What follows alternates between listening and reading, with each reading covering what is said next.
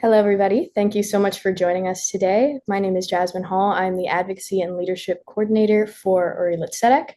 I am here to introduce the amazing talk we have prepared, Interfaith Allyship Training with Soraya Deen. Now, Soraya M. Deen is a lawyer, community organizer, and an award-winning international advocate and interfaith advocate. She is the founder of Muslim Women Speakers and Nigerian Women Lead, a grassroots organization mobilizing women to fight extremism, antisemitism, and hate. And she has her public leadership credentials from Harvard. Feel free to take it away. Thank you, Jasmine. Several months ago, I saw a little post by Rabbi Shumley about the youth program he was doing, and I was so called to write a little note and say I would like to be a part of your community. I said this because I feel that there is within the Muslim community a great wall of silence after October 7th. And my friend Shoshana, who was traveling in Europe last year, about 12 or 13 months ago, she met an Albanian driver who had told her that during the Holocaust, Albanian Muslims had rescued over 2,500 Jewish people. So that had inspired Shoshana to make a very special trip to Albania, where she traced the families who had helped the Jewish people escape the Holocaust. And later we got to know that in Albania, there was a very specific honor code called BESA. It is a fundamental Albanian cultural and ethical code, meaning to keep the promise or the word of honor. It is a sacred pledge of loyalty and hospitality, often putting the safety of guests, even the safety of guests above one's own family. Historically, we know that it served as a cornerstone of trust, famously leading the Albanians to rescue the Jewish people. And that particular story had very deep meaning to me because I thought in today's context, more Jewish youth particularly knew that there were Muslims who were standing with them. It would bring a lot of healing. It would bring a lot of peace and joy and comfort for us to know that we stood together in these trying times. So that is what that prompted me to write that little note and ask Rabbi Shumli whether I could be a part of the training and your community in particular. And today is also a very important, significant day for Muslims because tomorrow is Ramadan. We're going to celebrate Ramadan after 30 days of fasting. And I know that for the Jewish community, Passover is around the corner. And I feel both of these festivities have a very specific meaning for us. It's a message of divine liberation through special meals and communal gatherings. And it is to understand the sacrifice and to remember our history and our tradition. So wherever I look as a Muslim, wherever I try to learn about who are the Jewish people, I see there's so much commonality between the two of us. And it is in that spirit that I always initiate and continue and work to foment and strengthen the Jewish-Muslim solidarity that we so need today. And why do I do this, apart from those reasons I specifically mentioned? I want you to know my father would always say, you are best equipped to serve the person you used to be. In 2017, my 7-year-old son was bullied for being a Muslim, and they called him a terrorist. And it was at that time that I was living in Los Angeles, and I had reached out to many interfaith organizations. It was then that I began my journey into social justice and community organizing. Of course, I practiced law for over a decade. And it was during this time that I met my Jewish friends in Los Angeles. And they stood by me. They stood by the Muslim community. And they really supported and helped us.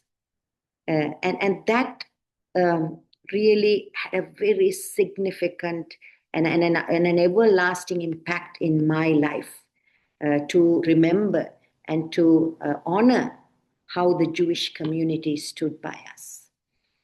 And today, when Paul Kessler was murdered about half an hour from where I live, I had written to the Muslim community that we need to come together in solidarity and condemn that murder, that killing, because Paul Kessler was killed in Thousand Oaks because he was carrying an Israeli flag. And I didn't hear from the Muslim community. And that gave me the realization that uh, this is a message I want to deliver with all my Jewish friends on this call, that we are the leaders we've been waiting for. We are the leaders who are so called to promote interfaith harmony, because it is very necessary that we do that. And the second reason why I do this work is because I want you to know that there's a huge difference between an Arab Muslim and a South Asian Muslim. The Arab Muslims form about 15 to 20% of the global Muslim world, that is about 1.8 billion Muslims. And in the United States, most of the Arab narratives have hijacked what has happened in Palestine and Israel. And we, as South Asian Muslims, South and Southeast Asian Muslims, who have the largest number of Muslims in Indonesia, Pakistan, Afghanistan, all these countries, Bangladesh, we have not been included in this conversation. So we are a coalition of Muslim women. I work with several other Muslim organizations. We came together to amplify our voices. And for me, personally, growing up in Sri Lanka, I hope you know where Sri Lanka is. It's a little island below India. In the late 18th century, I've learned about the Jewish contribution to my own motherland, to my country.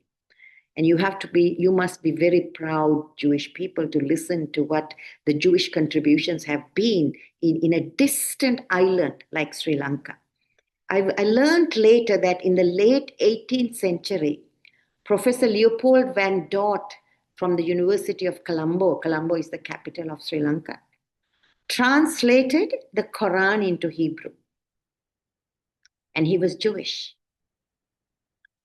And later I also learned that in 1841, Solomon Benedict de Worms, called the builder of Ceylon, Sri Lanka was originally called Ceylon, he was called the builder of Ceylon. Together with his brothers, Maurice and Gabriel, planted the first tea bush and helped build one of the largest tea plantations in Sri Lanka. If you are a tea drinker, I'm sure you must be drinking, or I ask you to continue to drink or start drinking Sri Lankan tea, because we have one of the most exquisite export industries that export tea to the whole world. So this distinction is very important, because we grew up in a culture and a tradition where we were not taught to hate the Jews.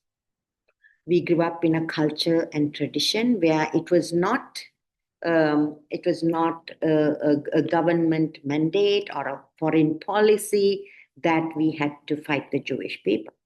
So we came from a very different background.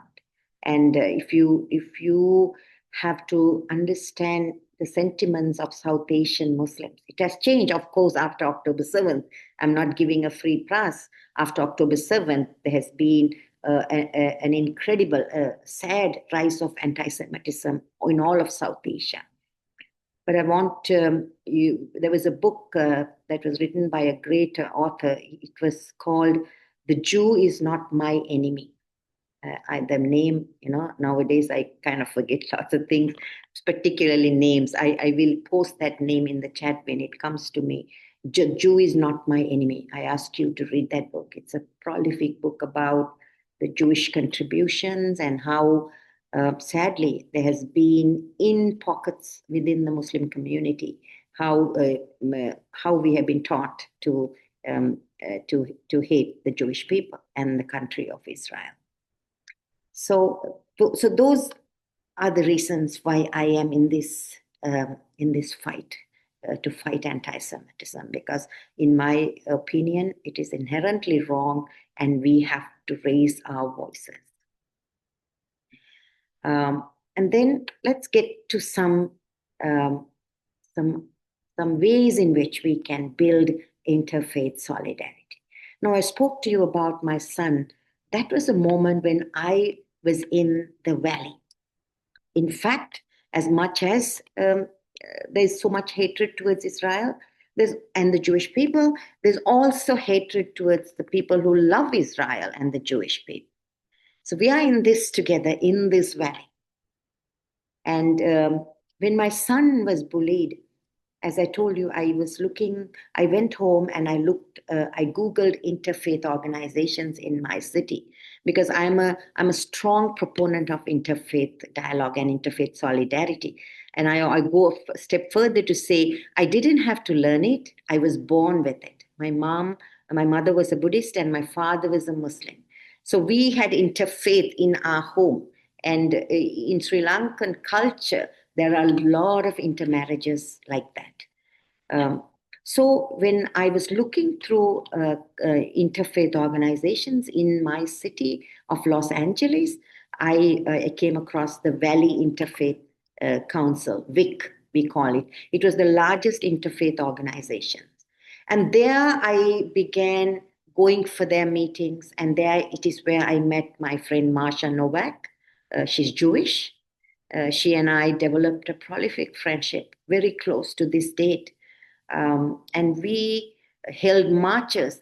Sometimes we had marches every year. Over 1,000 people participated in our marches, because it was interfaith solidarity that we were trying to promote in our city of Los Angeles, the San Fernando Valley in particular. We would start a march from the synagogue where the imam would speak. Then we go to the church where the rabbi would speak, and then we would go to the synagogue. So we would do these beautiful marches, and we had monthly events, and we really took action. This is very important. Interfaith can't be a slogan. Interfaith can't be an idea on a keyboard in a computer. It requires that we move out of our comfort zones and take action.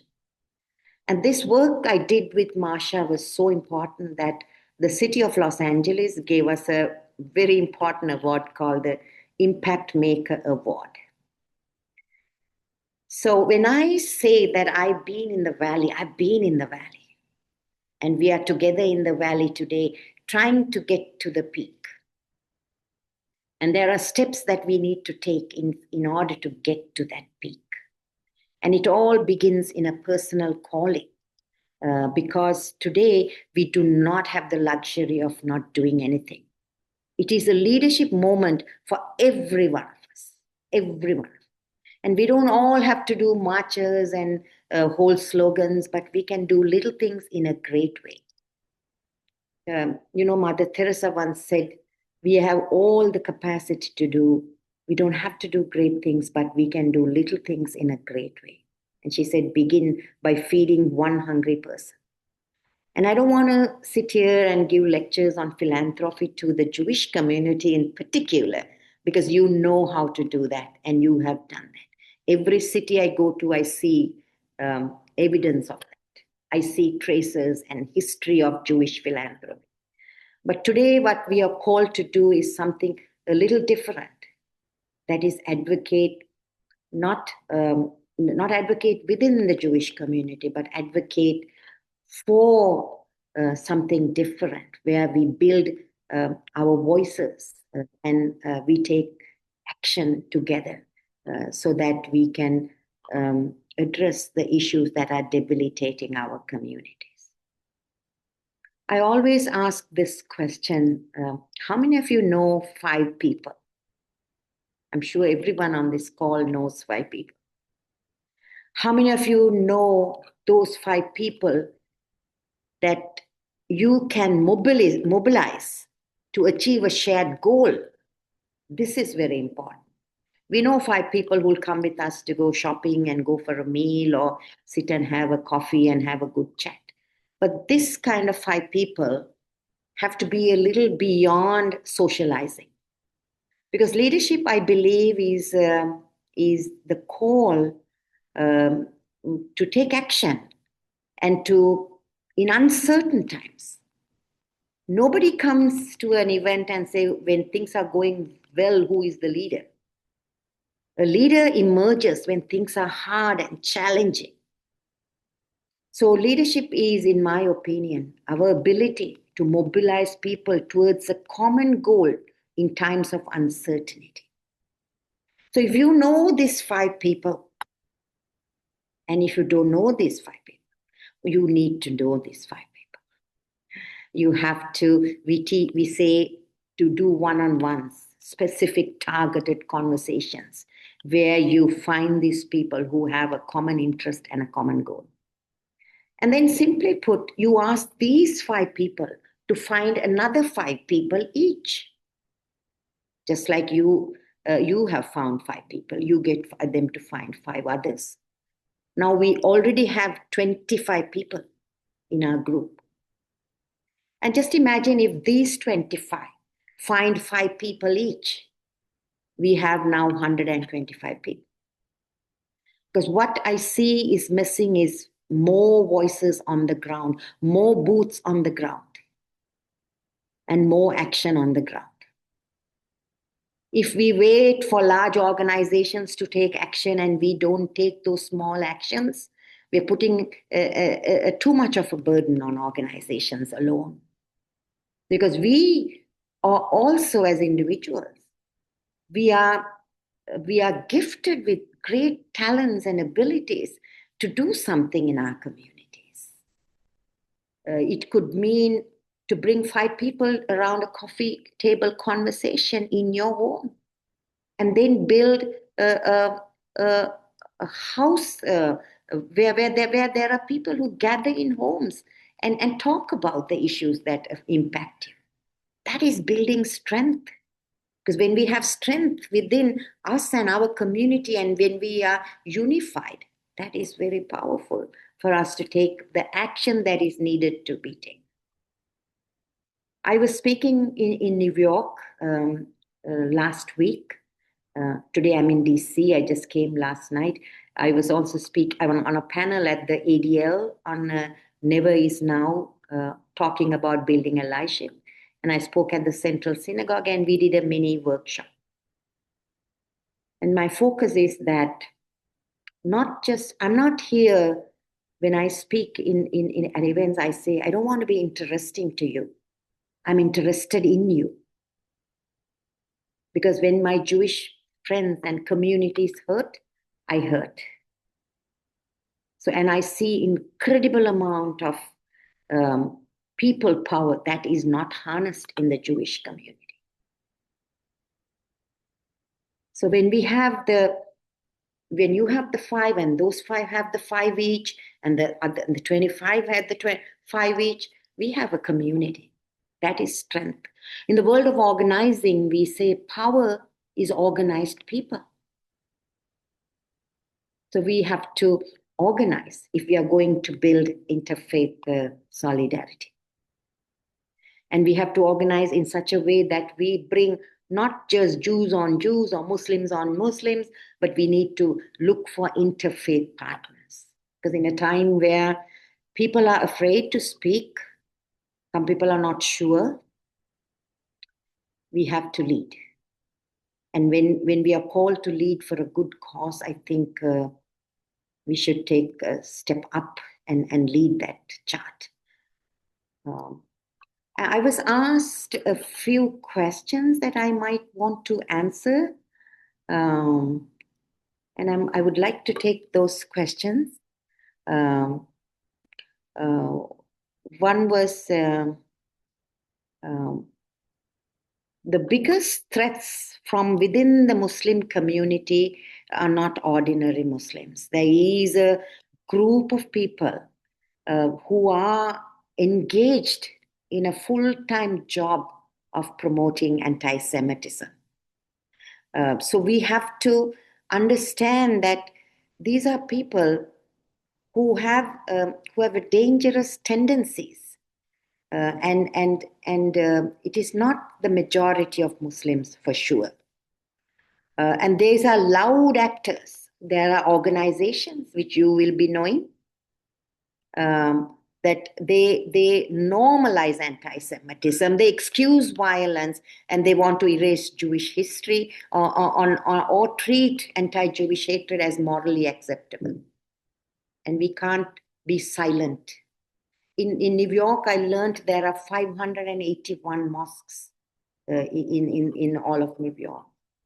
And I have to call out the mayor of New York, who can do way more to address anti-Semitism before we see many more incidents of hatred. I feel religious communities have a special duty.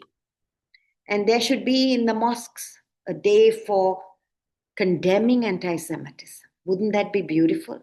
Is that too much to ask? I don't think so.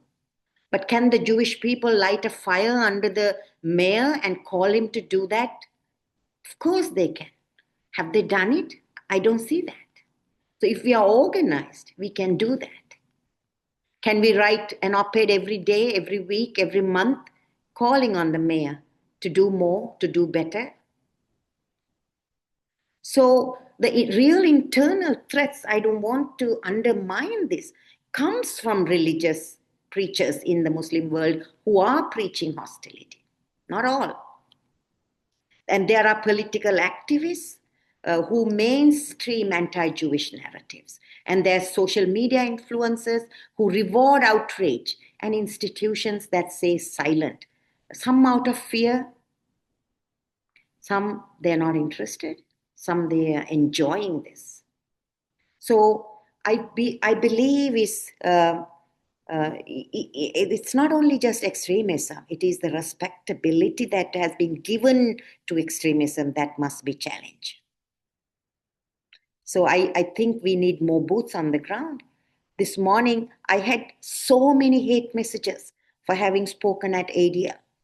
One person wrote, "You are a cockroach and you're being paid and the Jews are using you."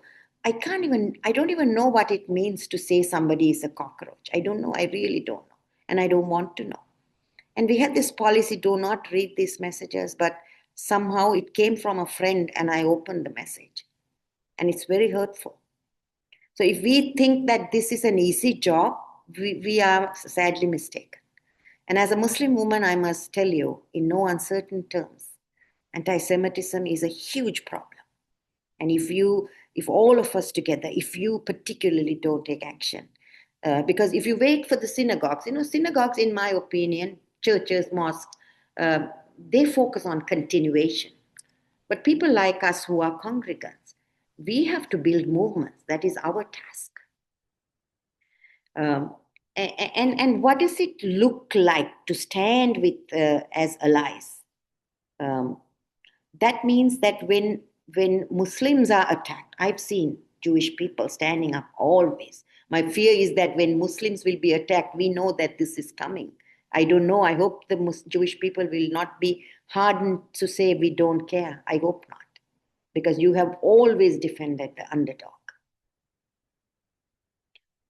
So in terms of organizing, I think building allyship is my topic.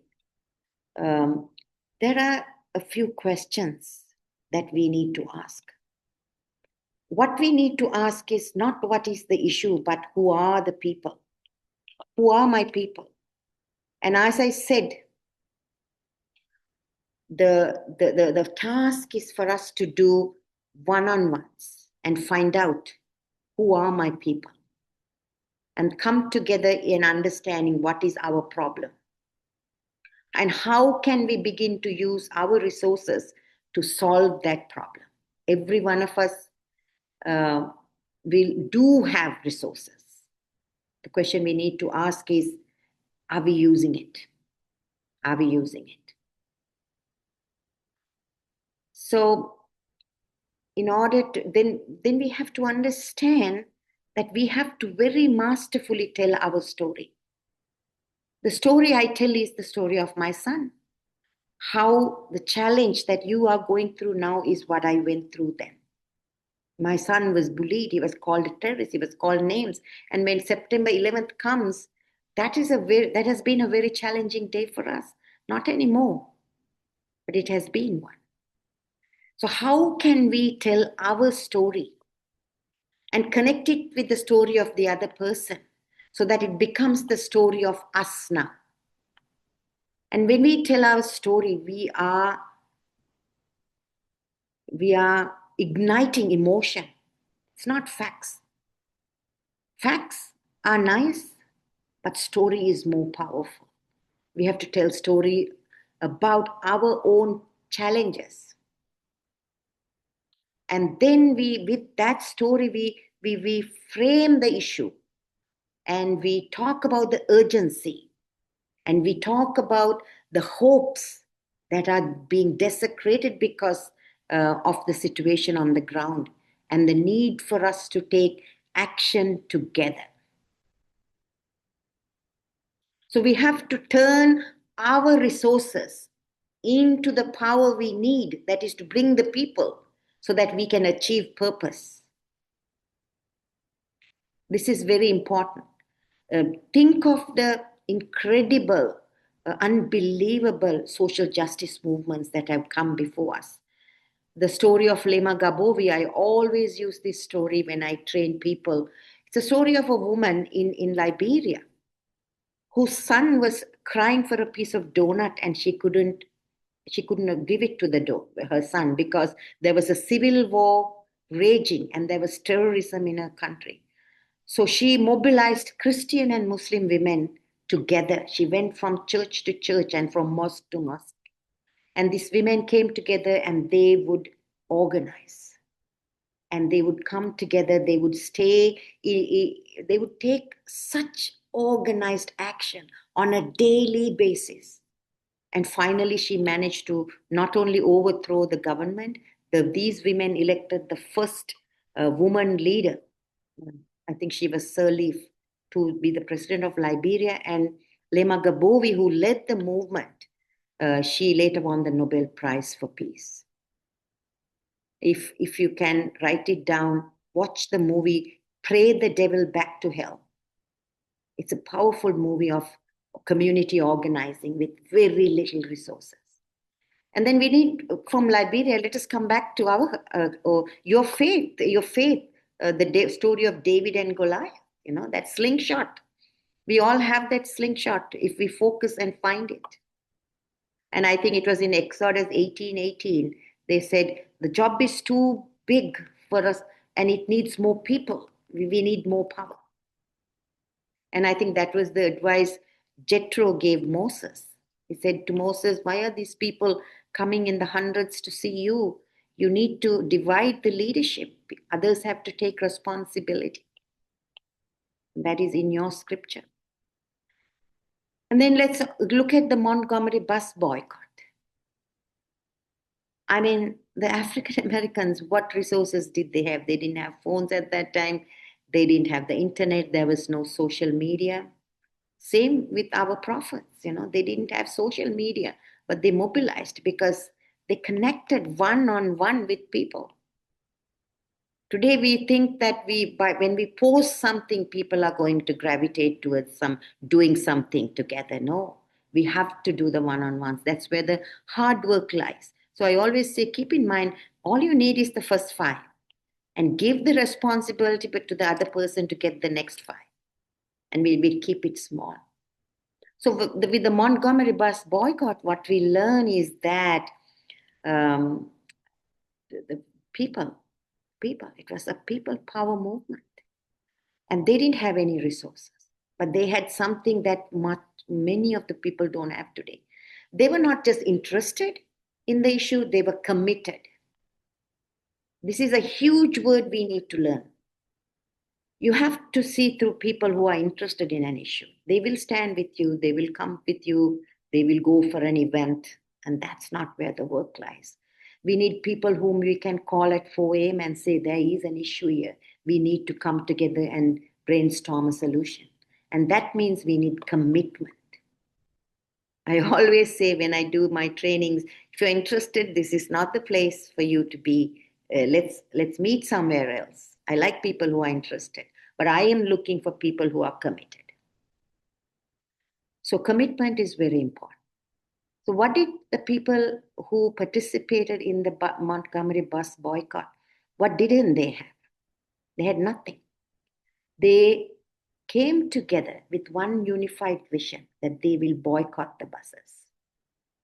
And when they boycotted the buses, the government and the agencies didn't leave them alone there. They punished them. They punished them for not using the buses. There was a tax levied on the taxis that were trying to drive these people to work. And then these people had to then find carpools. And that's how they carried out the Montgomery bus boycott. I urge you to read about it so that we really step up and get some courage and vision as to what we need to do. And I want to ask you a question. The people who participated in the Montgomery bus boycott, they didn't have resources, they didn't have power, but they had just one thing. What do you think it was? I know it's hard to get the answers going. I will tell you. They had just one thing, and that was their... Just it's text or a speech from the Interfaith Alliance person. I just want to hear what she has to say. Okay, so they had their feet, and today we have way more than that. So we have to understand that then once we have this, it's a whole different kettle of fish where we learn to build those teams, build structure, then we have an organizing statement, and then we have a great strategy, and then we take action. An organizing statement is very critical. What are we going to do? What is the theory of change we are hoping to achieve by doing what we are doing? This gives deep clarity.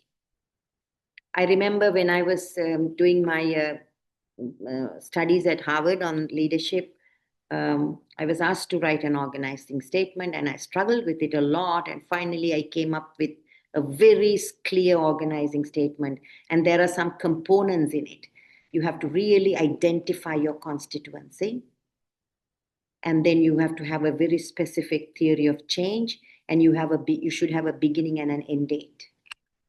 So when you are organizing to build interfaith allies, you have to be very specific. Are you targeting a church? Or are you targeting a Hindu temple? Are you targeting both? What numbers are you looking to mobilize and to come and form teams with you? And by when and what activities are you hoping to take? And by when will you show some measure of success? Because we must celebrate small victories. That gives us the fuel to get to the next level. So something I wrote, which I would like to share with you so that you understand the specificity that is needed.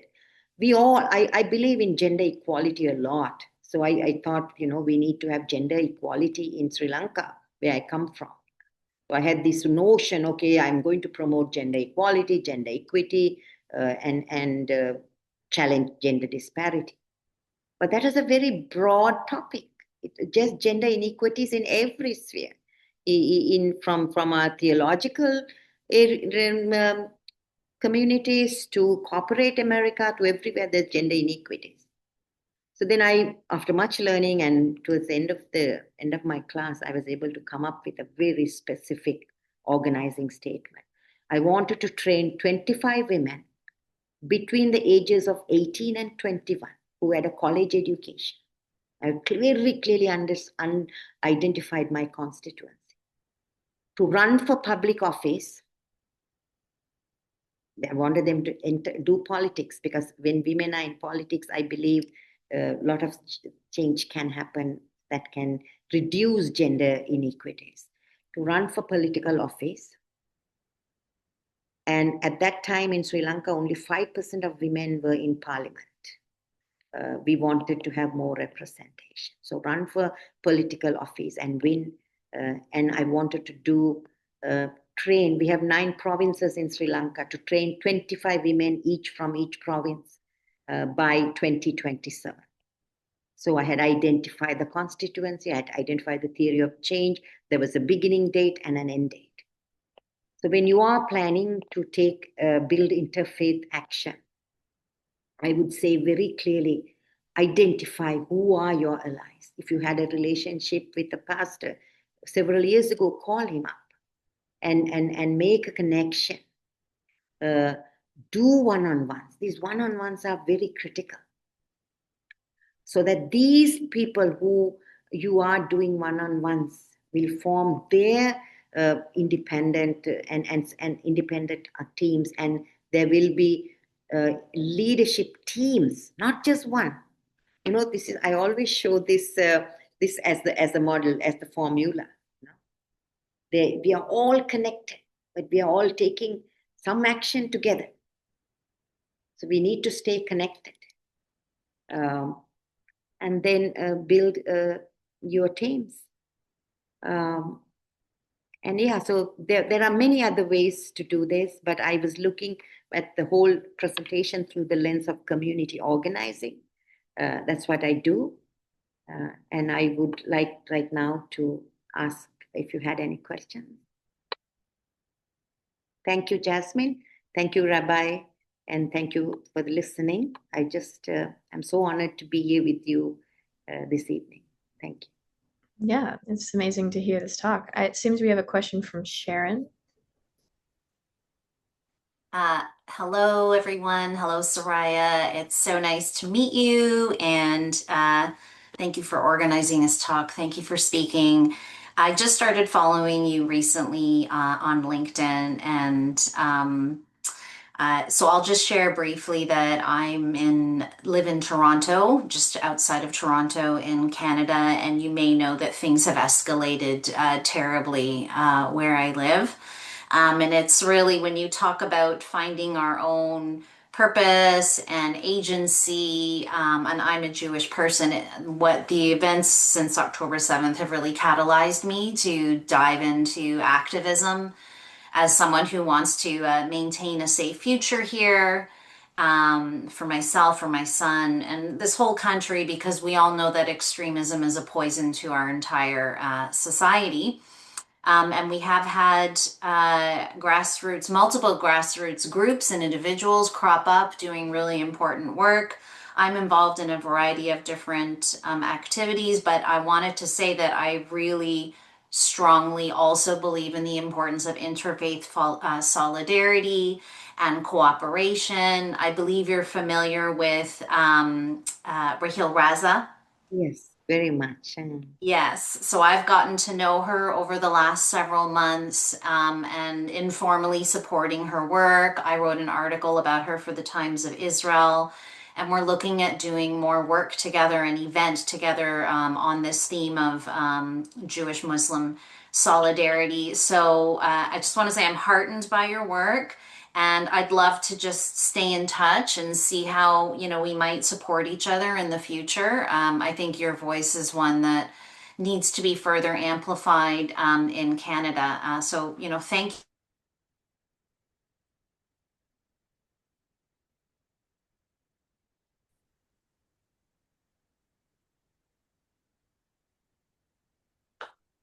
Did I lose you, Sharon? Oh, I'm still here. Did you hear? Oops. Yes. Okay, it looks Yeah. like my internet connection is a little unstable. Did you hear everything I said? Yes, I did, and I'm so honored. Yes. See, this last year, about 30 Muslims went to Israel. We had never heard of that, right, in the past. So there is an intellectual group of Muslims who are now taking a stand. And our Rabbi Musa Drame, he says, we are done talking with Jewish Muslim dialogue. We're talking about Muslim Israel dialogue now. That was not permitted to us by some of the Arab Muslim leaders in the United States. They didn't want us to even have mentioned the word Israel. So we are breaking those barriers, and I'm sure your rabbi knows this, Rabbi Yaakov, Jewish Muslim religious fraternity. What we are doing now is, Sharon, if the Quran mentions Bani Israel 40 times, and does not talk about Palestine or anything else. What is the problem that we have in recognizing, as a Muslim, I am a born Zionist. I have to recognize that. So for us, the challenge is without any fear to tell that in the open. And uh, last year I was invited to speak at a conference in Sri Lanka, and the Muslims in Sri Lanka boycotted the conference because of my statements favoring Israel. And I had to go to that conference. I had to hire my own security. So I think this is tough work. It is life threatening sometimes, but we are speaking the truth, and that gives me a lot of power. We are called people of the book, Ahl al Kitab. And Rabbi Yaakov says it's not even people, it's family of the book. So for us, for the longest time, we have not had political supportability in this conversation, even within the United States. So we are looking to build all of that, and this work will be. A friend of mine says every setback is a setup for a comeback, and we will keep that vision alive and do what we need to do on a daily basis. Thank you, Yeah. Shannon. I'd love to come and see you in Canada. Thank you so much, Soraya. We'll follow up and I'll connect with you on LinkedIn. Rahil and I are extremely close, like sisters. Thank you. And thank you so much to Soraya for giving this amazing talk and for sharing your personal experience as well as your great experience in this field, which just continues to be relevant as time goes on.